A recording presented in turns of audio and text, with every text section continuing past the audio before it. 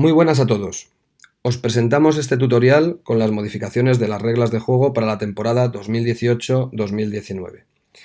Antes de pasar regla por regla a ver cada una de estas modificaciones, vamos a ver unas consideraciones generales que están previamente antes de las reglas. Empezamos. En cuanto a las modificaciones generales en las reglas, nos aparece un texto que nos dice en negrita: para todos los niveles, excepto competiciones en las que participe el primer equipo de los clubes de la división superior o equipos internacionales absolutos, el número de sustituciones que se autoriza a cada equipo sería hasta un máximo de 5, excepto en el fútbol juvenil, donde la Federación Nacional, la Confederación o la FIFA determinarán el número máximo. Esta aclaración permite que en el fútbol juvenil se realicen más de 5 sustituciones, pero esto es algo que debe aprobar, como bien lo pone aquí en azul, cada federación nacional, cada confederación o la FIFA. De momento nosotros en nuestra federación seguimos con un número máximo de sustituciones en el fútbol juvenil de 5. En cuanto a autorización para que existan otras modificaciones, nos dice que de las federaciones nacionales de fútbol tiene la opción de aprobar diferentes modificaciones para diferentes competiciones. No se exige aplicarlas universalmente ni aplicarlas todas. En cambio, no se permite ningún otro tipo de modificaciones sin el permiso de la International Board. Es decir, se aclara que excepcionalmente el IFAF podría autorizar otras modificaciones, pero siempre tiene que ser la International Board la que tendría que permitir otro tipo de modificaciones a las reglas de juego. En cuanto a las pautas para las exclusiones temporales y los sistemas de exclusiones temporales sistema B, nos dice que un jugador que sea objeto de una segunda exclusión temporal en el mismo partido se someterá a la exclusión temporal y después no volverá a participar en el partido.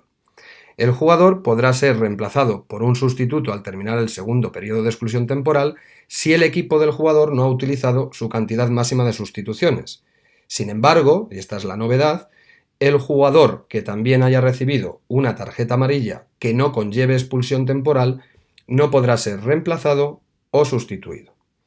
Es decir, un jugador que sea excluido temporalmente 2 veces podría ser sustituido al concluir la segunda exclusión temporal. Sin embargo, el jugador además amonestado con tarjeta amarilla que no conlleva una exclusión temporal, por lo que acumularía ya 3 tarjetas amarillas, no podría ser reemplazado. Por tanto, las modificaciones generales que hemos visto hasta ahora sería una primera donde no hay un número máximo de sustituciones en el fútbol juvenil, pero para esto lo deberían aprobar los estatutos de cada federación. Nosotros continuamos con 5 sustituciones como máximo en el fútbol juvenil. En segundo lugar, que será necesaria la autorización del IFAB, de la International Board, para aquellas modificaciones que no hayan sido autorizadas todavía. Y en tercer lugar, en cuanto a exclusiones temporales, el sistema B dice que un jugador que sea excluido temporalmente 2 veces y que también haya sido amonestado con tarjeta amarilla que no conlleva exclusión temporal, no podrá ser reemplazado o sustituido. Y ahora ya comenzamos regla por regla viendo las diferentes modificaciones que vienen para esta nueva temporada. Cuanto a la regla 1 del terreno de juego, se nos hace un diagrama con la demarcación del terreno de juego donde hay un texto adicional que nos dice que las medidas parten del exterior de las líneas de demarcación, puesto que la propia línea forma parte del área que delimitan. Y por otro lado, la distancia del punto de penalti se mide desde el centro de este punto de penalti hasta el borde externo de la línea de gol. Por tanto, lo que se añade a los diagramas es una explicación sobre el método de medición de las distancias de las líneas de demarcación. En cuanto al área técnica, nos dice que el área técnica se relaciona en particular con los partidos disputados en estadios que cuentan con un área especial con asientos para el cuerpo técnico, los sustitutos y los jugadores sustituidos. Es decir, los jugadores sustituidos podrán entrar en el área técnica. Es algo que ya se venía haciendo, un jugador que es sustituido se puede sentar en el banquillo, pero ahora ya está escrito en las reglas de juego como que tanto el cuerpo técnico, jugadores sustitutos y jugadores sustituidos pueden estar en ese área técnica. En cuanto a la publicidad comercial, nos habla que se prohíbe todo tipo de publicidad comercial, ya sea real o virtual, en el terreno de juego, en el suelo, dentro del área que abarcan las redes de la portería, en el área técnica, y esta vez se incluye, o en el área de revisión. Se incluye este área de revisión, que posteriormente veremos qué es, en las restricciones de publicidad comercial en el suelo. En cuanto al videoarbitraje, al VAR, se nos añade un texto adicional y un punto adicional, que es el punto número 14. Nos dice que en aquellos partidos que cuenten con VAR, se deberá contar con una sala de vídeo y al menos con un área de revisión. La sala de vídeo es el lugar donde realizan su labor el árbitro asistente de vídeo, que se llama VAR por sus siglas en inglés, su asistente, que se llama AVAR, y el técnico de repeticiones. Estará ubicada en el mismo estadio, o cerca de este, o en un emplazamiento más alejado. En el caso de España, esta sala de vídeo va a estar ubicada en Las Rozas. Durante el partido, únicamente las personas autorizadas podrán entrar en la sala de vídeo o comunicarse con el VAR, el AVAR o el técnico de repeticiones. Será expulsado todo jugador, jugador sustituto o jugador sustituido que acceda a la sala de vídeo, como asimismo se expulsará del área técnica a aquel oficial del equipo que entre en la sala de vídeo. Esto es porque hay países donde esta sala de vídeo se encuentra ubicada en el mismo estadio y entonces en el caso de que cualquier jugador, sustituto, sustituido o miembro del cuerpo técnico accedieran a esta sala de vídeo, deberían ser expulsados. Del área de revisión nos dice lo siguiente. En aquellos partidos que cuenten con VAR, se deberá contar al menos con un área de revisión en la que el árbitro pueda llevar a cabo una revisión en el terreno de juego. El área de revisión estará situada en un lugar visible fuera del terreno de juego y claramente marcada. Como podemos ver en los partidos que ahora estamos viendo del Mundial, este área de revisión lo tienen situado al lado del cuarto árbitro y está claramente marcado. Se amonestará a todos aquellos jugadores, sustitutos o sustituidos que entren en el área de revisión. Si el que accede fuese un miembro del cuerpo técnico, se le advertirá públicamente de forma oficial o se le amonestará con tarjeta amarilla allí donde se usen estas para el cuerpo técnico. Nosotros en España sí utilizamos las tarjetas para amonestar o expulsar a miembros del cuerpo técnico. Por eso aquí se hace referencia de que si hay en otros países que no se utilizan estas tarjetas, pues se hace una advertencia pública. En nuestro caso en España se amonestaría en el caso de que bien un jugador, un sustituto, un sustituido o alguien del cuerpo técnico accediera al área de revisión.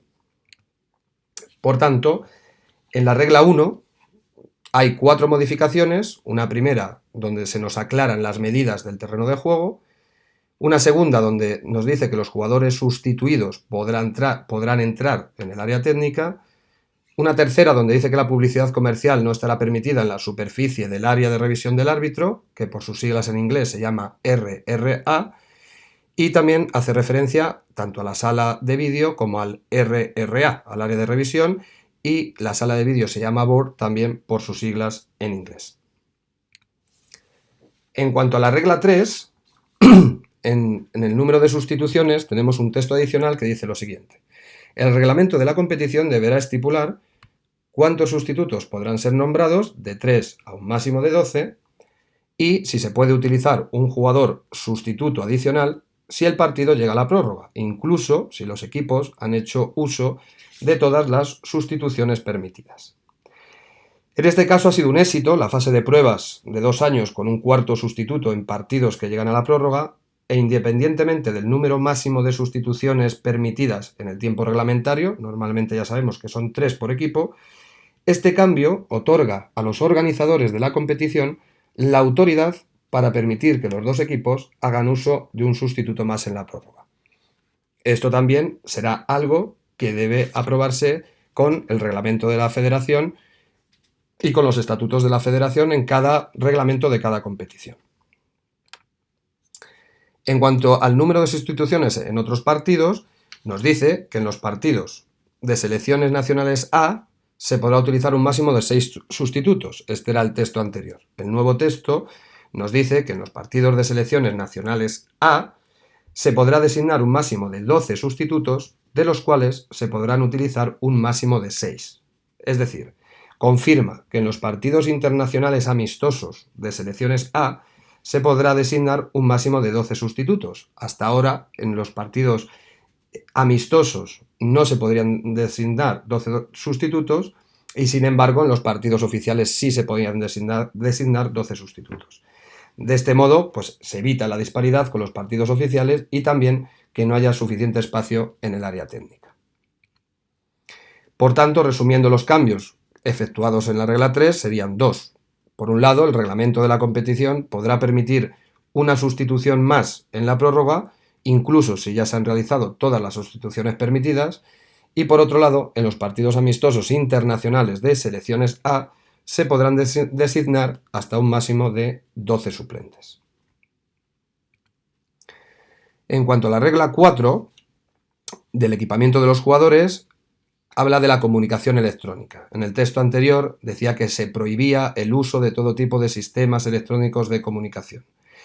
En el nuevo texto se habla de que se permite el uso de todo tipo de sistemas electrónicos de comunicación por parte del cuerpo técnico, en lo que respecta exclusivamente al bienestar y la seguridad del jugador o por motivos técnicos o tácticos, pero siempre se tratará de dispositivos móviles de pequeño tamaño, como pueden ser micrófonos, auriculares, teléfonos móviles, relojes inteligentes, tabletas, portátiles, etc., y aquel miembro del cuerpo técnico que haga uso de equipo no autorizado o que se comporte de una manera inapropiada como resultado del uso de dispositivos electrónicos o de comunicación será expulsado del área técnica.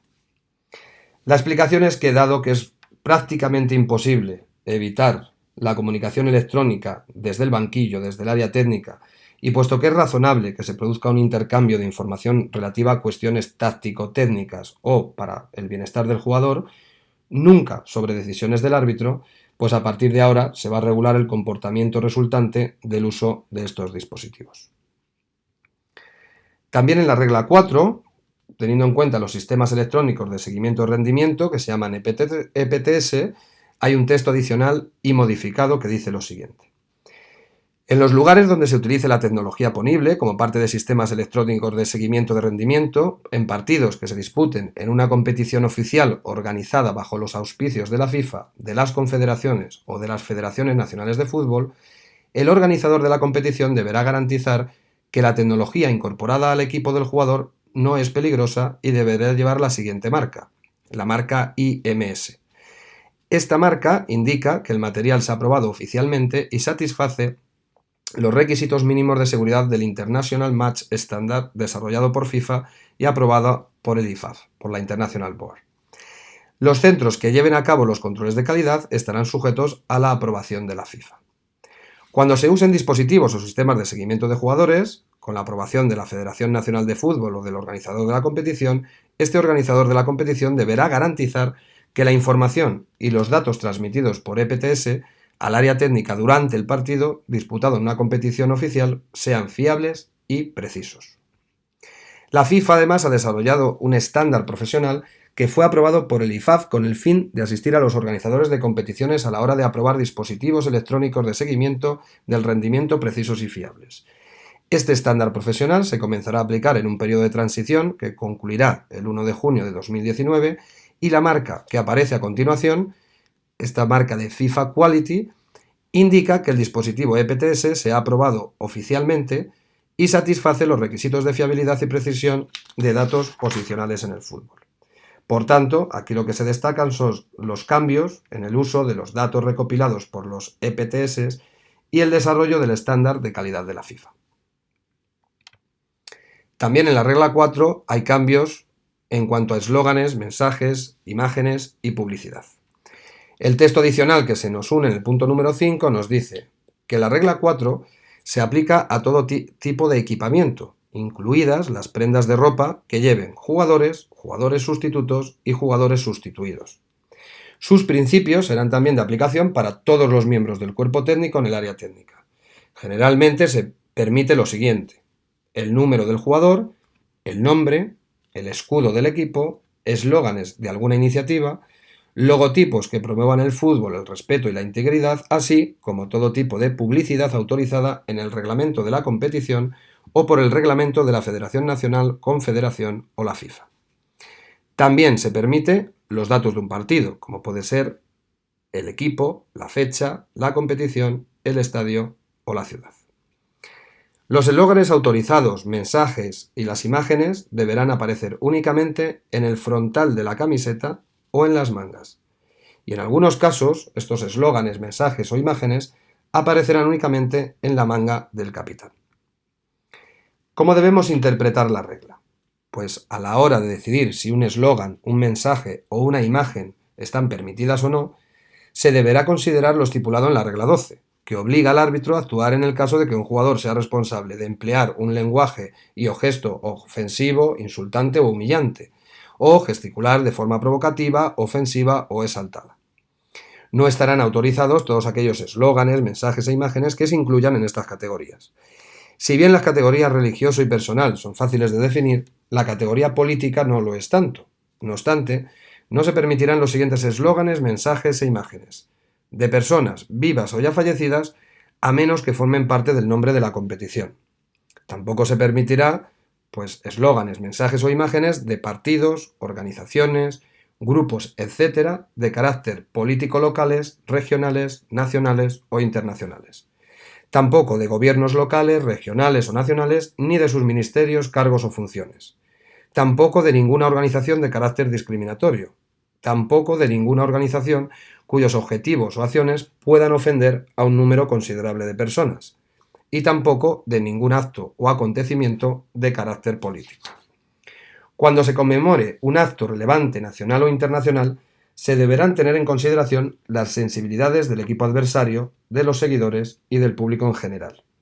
Las reglas de la competición podrán estipular otro tipo de restricciones o limitaciones relativas al tamaño, número y posición de eslóganes, mensajes e imágenes permitidos. Se recomienda dirimir las posibles disputas sobre eslóganes, mensajes e imágenes antes de que el partido o la competición den comienzo. Por tanto, estas pautas lo que van a servir es de ayuda a los organizadores de competiciones, federaciones nacionales, confederaciones y la FIFA para decidir sobre los elementos que podrán disponerse en el equipamiento de los jugadores. También en la regla 4, referido a infracciones y sanciones, hay un texto adicional que dice lo siguiente. Un jugador que entre en el terreno de juego sin permiso deberá ser amonestado. Si se detiene el juego para amonestar al jugador, se concederá un tiro libre indirecto en el lugar donde se encontraba el balón cuando se detuvo el juego, a menos que se hubiera producido una interferencia, en cuyo caso se concederá un tiro libre directo o un tiro desde el punto de penalti desde la posición en la que se produjo la interferencia. Es decir, aclara la forma de reanudar el juego si un jugador vuelve sin la autorización necesaria y además interfiere en el juego. Si vuelve sin autorización y no interfiere, sería libre indirecto donde se encontraba el balón. Pero si vuelve sin permiso y además interfiere en el juego, en este caso habría que conceder un tiro libre directo o penalti. Por tanto, resumiendo, los cambios que hay en la regla 4 serían estos 4. El primero, que se permite el uso en el área técnica de pequeños dispositivos electrónicos de comunicación si se utilizan por motivos técnico-tácticos o por el bienestar de los jugadores. En segundo lugar, se introduce el sello de calidad de FIFA para dispositivos de seguimiento electrónico de rendimientos. Los datos recopilados por estos se podrán recibir en el área técnica durante el partido. En tercer lugar, se establecen unas directrices detalladas sobre los elementos que pueden aparecer en el equipamiento de los jugadores. Y por último, si un jugador abandona el terreno de juego por un problema con su equipamiento y vuelve sin autorización del árbitro y además interviene en el juego, se sancionará con un tiro libre directo o penalti. En cuanto a la regla 5, nos habla en el punto número 4 se introduce el árbitro asistente de vídeo, el VAR. Y nos dice lo siguiente, el texto adicional. La actuación de los VAR solo estará permitida cuando el organizador del encuentro o de la competición cumpla todos los requisitos del protocolo del VAR y los requisitos de implementación descritos en el protocolo del VAR y haya recibido por escrito el permiso de la International Board y de la FIFA. El VAR puede asistir al árbitro únicamente en caso de que se produzca un error claro y manifiesto o un incidente grave inadvertido en relación con 4 situaciones: gol o no gol, penalti no penalti, tarjeta roja directa, no una segunda amonestación, y una confusión de identidad, es decir, cuando el árbitro amonesta o expulsa a un jugador equivocado del equipo infractor. La ayuda del árbitro asistente de vídeo, del VAR, se basará en la repetición del incidente. El árbitro deberá tomar la decisión final, que podrá basarse exclusivamente en la información del VAR o en la revisión que él mismo haga de las imágenes en el terreno de juego. Excepto en el caso de un incidente grave inadvertido, el árbitro, y si procede otros miembros del equipo arbitral en el terreno de juego, deberán tomar siempre una decisión, incluso la de no penalizar una posible infracción. Dicha decisión no se modificará, a menos de que se trate de un error claro y manifiesto. La revisión tras la reanudación del juego. Si el juego se reanuda después de ser detenido, el árbitro no podrá llevar a cabo una revisión salvo en caso de confusión de identidad o ante una posible infracción conducente a la expulsión relacionada con conducta violenta, la acción de escupir, de morder o hacer gestos extremadamente ofensivos, insultantes o humillantes. Por tanto, aquí lo que nos explica es la potestad del árbitro para hacer uso del sistema de videoarbitraje, y por otro lado se nos hace referencia a la posibilidad del árbitro de usar una información proveniente de repeticiones en caso de expulsión y de confusión de identidad, incluso si el juego ya se hubiera reanudado. También en la regla 5, en cuanto al equipamiento del árbitro, hay un texto adicional que nos dice que se prohíbe que los árbitros y los demás miembros del equipo arbitral en el terreno de juego lleven joyas o cualquier otro equipamiento electrónico, cámaras incluidas. Es decir, se especifica que ni el árbitro ni otros miembros del equipo arbitral en el terreno de juego estarán autorizados a utilizar o aportar cámaras. Por tanto, haciendo un resumen de los cambios significativos de la regla 5, serían los siguientes. Primero, se hace referencia al árbitro asistente de vídeo, es decir, al VAR, y al asistente del VAR, que se llama AVAR, todo ello por sus siglas en inglés. El árbitro se podrá servir de imágenes de las jugadas para facilitar la toma de decisiones como parte del sistema de videoarbitraje. Después está la posibilidad de revisar las expulsiones, incluso si el juego ya se ha reanudado. En tercer lugar, distingue miembros del equipo arbitral en el terreno de juego y miembros del equipo arbitral de vídeo. También los miembros del equipo arbitral no podrán llevar o utilizar cámara alguna durante el partido. Y se incluyen las señales del árbitro, tanto de la comprobación como de la revisión, utilizadas dentro del sistema VAR. En cuanto a la regla 6, que es los otros miembros del equipo arbitral, hay un texto adicional y modificado que nos dice lo siguiente. Se podrán designar para un partido otros miembros del equipo arbitral, 2 árbitros asistentes, el cuarto árbitro, 2 árbitros asistentes adicionales, el árbitro asistente de reserva, el árbitro asistente de vídeo, es decir, el VAR, y al menos un asistente de este, es decir, el AVAR. Estos ayudarán al árbitro a controlar el partido de acuerdo con las reglas de juego, pero el árbitro siempre tomará la decisión definitiva. El árbitro, los asistentes, el cuarto árbitro, los asistentes adicionales y el árbitro asistente de reserva son los miembros del equipo arbitral en el terreno de juego. Por otro lado, el VAR y el AVAR conforman los miembros del equipo arbitral de vídeo y ayudan al árbitro de conformidad con el protocolo del VAR fijado por la International Board. Con excepción del árbitro asistente de reserva, los miembros del equipo arbitral en el terreno de juego ayudarán al árbitro en las tareas que ya estaban escritas. Igualmente, los miembros del equipo arbitral en el terreno de juego ayudarán al árbitro a inspeccionar el terreno de juego, etcétera, etcétera, tal como venía escrito el año pasado. Por tanto, la explicación es, primero, que se hace referencia en las reglas de los árbitros que participan en el sistema del VAR, y por otro lado se distingue entre miembros del equipo arbitral en el terreno de juego y miembros del equipo arbitral de vídeo. También en la regla 6 tenemos como miembros del equipo arbitral de vídeo un texto adicional que nos dice que el árbitro asistente de vídeo, es decir, el VAR, es un miembro del equipo arbitral que asiste al árbitro a la hora de tomar una decisión utilizando imágenes en el caso de un error claro y manifiesto o de un incidente grave inadvertido relativo a un gol no gol, penalti no penalti, tarjeta roja directa, no una segunda amonestación, o una confusión de identidad cuando el árbitro amonesta o expulsa, por ejemplo, a un jugador equivocado del equipo infractor.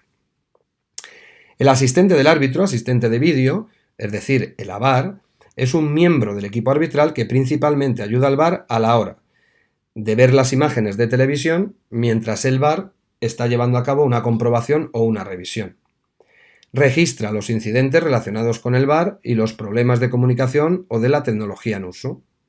Asiste en la comunicación del VAR y el árbitro, en especial cuando el VAR está comprobando o revisando una jugada, por ejemplo, pues para decir al árbitro que detenga el juego o que retrase la reanudación. Lleva un registro del tiempo perdido mientras el juego se ha detenido para comprobar o para revisar una jugada. E informa sobre la decisión del VAR a las partes relevantes. Por tanto, aquí se especifican las principales tareas del equipo arbitral de vídeo, tanto del VAR como de la VAR. Por tanto, resumiendo, todos los cambios que se introducen en la regla 6 es todo lo concerniente tanto al árbitro asistente de vídeo, el VAR, como al asistente del VAR, que es el AVAR. En cuanto a la regla 7, la duración del partido, en cuanto al punto número 2, que nos habla de la pausa del medio tiempo, nos dice que se permite una breve pausa para beber, no superior a un minuto, en el intervalo del medio tiempo durante el tiempo suplementario. Por tanto, con el fin de evitar que las pausas para beber se conviertan en largas pausas que aprovechan los entrenadores o para publicidad, pues se limita o se define su duración, no superior a un minuto. En cuanto a la duración del partido también, recuperación del tiempo perdido, tenemos un texto adicional que nos dice lo siguiente. El árbitro podrá prolongar cada periodo de juego para recuperar el tiempo perdido debido a, bien, paradas de juegos para beber, no superiores a un minuto, o por motivos médicos autorizados por el reglamento de la competición, y retrasos originados por las comprobaciones y revisiones del VAR. Es decir, que se hace referencia al tiempo extra que se autoriza para beber y para las revisiones del VAR. Por tanto, resumiendo los cambios significativos de la regla 7, nos dice por un lado que las pausas para beber serán de un minuto como máximo y por otro lado se deberá recuperar el tiempo perdido en estas pausas y también en las revisiones del VAR. En cuanto a la regla 10, resultado de un partido, en los tiros desde el punto de penalti en su procedimiento hay un texto adicional que nos dice lo siguiente. Un guardameta que no pueda continuar antes o durante los tiros podrá ser sustituido, pero el guardameta sustituido no volverá a participar ni podrá ejecutar un tiro. Hasta aquí era lo mismo que el año pasado. Lo que se añade ahora es que si el guardameta ha ejecutado ya un tiro, el sustituto no podrá ejecutar otro hasta la siguiente ronda de tiros. Es decir, especifica que si el guardameta había sido sustituido y ya ha lanzado un penalti, pues su sustituto no lo podría lanzar en la misma ronda. En cuanto a la regla 11 del fuera de juego, hay un texto adicional con un asterisco que dice lo siguiente. Un jugador en posición de fuera de juego, en el momento en el que el balón toca o es jugado por un compañero de equipo, será sancionado, etc. etc. Y el asterisco nos explica que se aplicará, en esto de que el balón toca o es jugado, pues se aplicará el primer punto de contacto en el momento de jugar o tocar el balón. Por otro lado, también en el fuera de juego hay un texto adicional que nos dice lo siguiente. Cuando habla de interferir en un adversario, dice que es intentar jugar claramente un balón que está cerca y esta acción tenga un impacto en un adversario. Aquí se suprime de él para respetar la igualdad de género. Por tanto, resumiendo los cambios de la regla 11, sería que el primer punto de contacto con el balón, cuando éste se juega o lo toca, será el momento en el que habrá que juzgar la posición de fuera de juego, ya que las repeticiones a cámara lenta muestran claras diferencias entre el primer y el último contacto con el balón, por lo que se hace necesaria una definición precisa del instante en el que se juega el balón para juzgar la posición de fuera de juego. Y por otro lado, hay un nuevo texto que es para mantener la igualdad de género. En cuanto a la regla 12, y en su punto número 1, el tiro libre directo, nos dice que se concederá un tiro libre directo si un jugador comete una de las siguientes infracciones: morder o escupir a alguien, se ha quitado un adversario. Y luego si se lanza un objeto contra el balón, contra un adversario, contra el árbitro o se golpea el balón con un objeto. Y se tacha que tocar el balón con la mano sería golpear el balón con un objeto lanzado, una bota, una espinillera, etc. Por tanto, por un lado se hace referencia a que morder, que es una infracción poco habitual, se ha considerado infracción y se sancionará con un tiro libre directo y expulsión. Y por otro lado, lanzar un objeto al balón o golpear el balón con un objeto portado por el jugador, imaginemos una espinillera que lleva un jugador en la mano, pues ahora son infracciones no incluidas en la categoría de tocar el balón con la mano. En cuanto a su punto número 2, la regla 12 de tiro libre indirecto, nos dice el texto añadido que el guardameta estará en posesión del balón mientras tenga el balón en las manos o cuando lo toque con cualquier parte de manos o brazos, excepto si el balón rebota accidentalmente en él. Y entonces accidentalmente, pues nos lo tachan. Esto simplemente es para aclarar que en un momento determinado, como sabemos que cuando un jugador intenta detener o atajar un balón, lo hace de forma deliberada, de forma voluntaria, y luego vuelve a coger el balón, entonces no sería falta. Siempre hemos discutido si sería un doble control o no sería un doble control, y ahora el texto lo que aclara es que el portero puede jugar deliberadamente el balón en un primer intento de atajar el balón y luego podría volverlo a coger sin que signifique que sea una infracción. Por otro lado, en las medidas disciplinarias, tenemos en cuanto a la ventaja un texto añadido que dice lo siguiente: si el árbitro aplica la ventaja por una infracción merecedora de una amonestación o expulsión, si el juego hubiese sido detenido, dicha amonestación o expulsión deberá aplicarse en cuanto el balón deje de estar en juego, excepto en el caso de una oportunidad manifiesta de gol, cuando el jugador es amonestado por conducta antideportiva. Es decir, si el árbitro concede ventaja al malograrse una ocasión manifiesta de gol que acaba finalmente en gol, se deberá mostrar tarjeta amarilla, pero técnicamente, si no acabara en gol, según las reglas de juego debería ser tarjeta roja. Por tanto, esta regla nunca se ha aplicado así y tampoco se considera justo, ya que conceder una ventaja significa que aún se puede marcar gol. Por tanto, una tarjeta amarilla sería lo más justo, tanto si la acción acaba en gol como si no acaba en gol después de aplicar la ventaja en una ocasión manifiesta de gol. En cuanto a las faltas y conducta incorrecta en su punto número 3 de medidas disciplinarias e infracciones sancionables, hay un texto adicional que nos dice lo siguiente: un jugador será amonestado si es culpable de, por un lado, entrar en el área de revisión o, por otro lado, repetir de manera insistente el gesto de la revisión, el típico gesto de hacer la pantalla de televisión. Por otro lado, un sustituto o jugador sustituido será amonestado si es culpable de entrar en el área de revisión o repetir de manera insistente el gesto de la revisión. En el caso de que un mismo jugador cometa dos infracciones sancionables sucesivamente, se le deberá amonestar dos veces. Por ejemplo, si entra en el terreno de juego sin la debida autorización y comete luego una entrada temeraria o detiene un ataque prometedor por medio de una falta o tocando el balón con la mano, pues en este caso deberíamos mostrar las dos tarjetas amarillas y su consecuente tarjeta roja.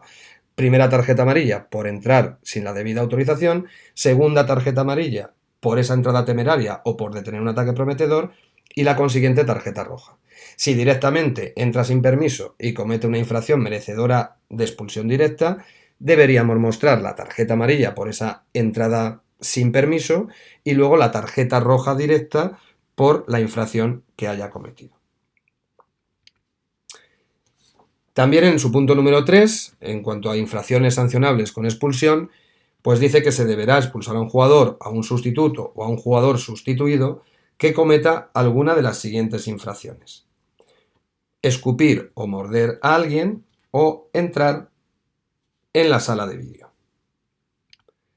En cuanto al punto número 4 de la reanudación del juego tras faltas y conducta incorrecta, hay un texto adicional que nos dice que si el balón estuviera en juego, si la infracción se comete fuera del terreno de juego contra un jugador, un sustituto, un jugador sustituido o un oficial del equipo del jugador, se reanudará el juego con un tiro libre indirecto desde el punto sobre la línea de banda más cercano al lugar donde se cometió la infracción. Importante, si se comete una infracción contra alguien de su mismo equipo. Por otro lado, si un jugador lleva un objeto en la mano, una bota, una espinillera o lo que sea, y contacta el balón con este, se reanudará el juego con un tiro libre directo o con un penalti. Por tanto, la explicación clarifica dos cosas. Por un lado, la manera en la que se reanuda el juego cuando un jugador comete una infracción fuera del terreno de juego contra alguien de su propio equipo, incluido puede ser un miembro de su delegación. Y por otro lado, también clarifica que golpear el balón con un objeto es una infracción distinta y no se incluye en tocar el balón con la mano, como se incluía hace alguna temporada, porque ya la temporada pasada esto se había clarificado en la circular de FIFA número 11 del 25 de septiembre del 2017, donde ya se aplicaba como que el lanzar un objeto contra el balón no era una infracción por mano, sino era una infracción por lanzamiento. Por tanto, el guardameta podría ser sancionado si dentro de su área de penalti lanzase, por ejemplo, una espinillera contra el balón o portase una espinillera y parase el balón con la mano. En este caso, nos dice aquí la regla que se debería reanudar. En este caso, si es dentro del área, pues sería con penalti. Resumiendo, las modificaciones de la regla 12 son las siguientes. Por un lado, que morder se sancionará con un tiro libre directo y expulsión. Que las infracciones lanzar un objeto al balón y golpear el balón con un objeto portado por un jugador ya no se incluyen más en la categoría de tocar el balón con la mano.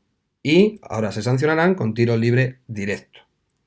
Si el balón viene rebotado del guardameta, este podrá recogerlo una segunda vez, incluso si el primer intento por atajar o recoger el balón fue voluntario.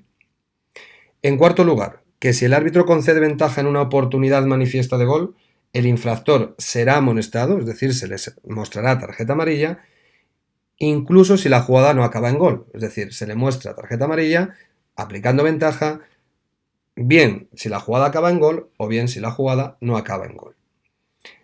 El siguiente aspecto es que entrar en el área de revisión del árbitro o repetir de forma insistente el gesto de revisión se sancionará con tarjeta amarilla. Otra modificación es que en el caso de que un mismo jugador cometa dos infracciones sancionables sucesivamente, se le deberá amonestar dos veces, incluso aunque una acarree la expulsión, lo que decíamos antes. Si entra de forma indebida y hay que amonestarle y luego comete una infracción de expulsión directa, se le mostrará primero la tarjeta amarilla y luego se le mostrará la tarjeta roja directa. Y si comete una infracción merecedora de tarjeta amarilla, se le muestran las dos tarjetas amarillas y posteriormente la tarjeta roja. También se expulsará a un jugador con tarjeta roja que entre en la sala de vídeo. Y por último, si un jugador comete una infracción fuera del terreno de juego, un jugador fuera del terreno de juego comete una infracción con balón en juego contra alguien de su propio equipo, pues esta acción se sancionará con un tiro libre indirecto sobre la línea de demarcación más próxima a donde ocurrió la infracción. En la regla 13, en lo que corresponde a los tipos de tiros libres, hay un texto adicional que nos dice lo siguiente: se concederá un tiro libre directo o indirecto al equipo adversario de un jugador, jugador sustituto, jugador sustituido o expulsado o miembro del cuerpo técnico responsable de una falta o infracción. Únicamente las reglas lo que hacen es permitir sancionar pues con un tiro libre tanto a sustitutos, a sustituidos, a expulsados o a miembros del cuerpo técnico por determinadas infracciones. Y en cuanto a la regla 15, saque de banda, en el procedimiento hay un texto añadido que dice lo siguiente: en el momento de lanzar el balón, el ejecutor deberá estar de pie frente al terreno de juego. Es decir, especifica que se debe sacar de banda estando de pie, no se puede sacar de banda estando de rodillas o estando sentado. Aparte de de estas modificaciones en las reglas, pues se ha eliminado el texto siguiente por haber perdido relevancia. Es el texto que hace referencia a los sellos de calidad precedentes que se han eliminado por ya estar obsoletos. El texto era el siguiente: los balones que lleven marcas de calidad previas como FIFA Pro, FIFA Inspected o International Match Ball Standard se podrán utilizar en las competiciones mencionadas anteriormente hasta julio del 2017. Obviamente, pues por la fecha, este texto ha quedado obsoleto y por eso se ha eliminado de la regla 2. Hasta aquí son todas las modificaciones que existen en las reglas de juego para esta nueva temporada 2018-2019. Nos veremos muy prontito, os deseo mucha suerte a todos en la nueva temporada y cualquier duda que tengáis ya sabéis que podéis contactar conmigo. Un abrazo para todos.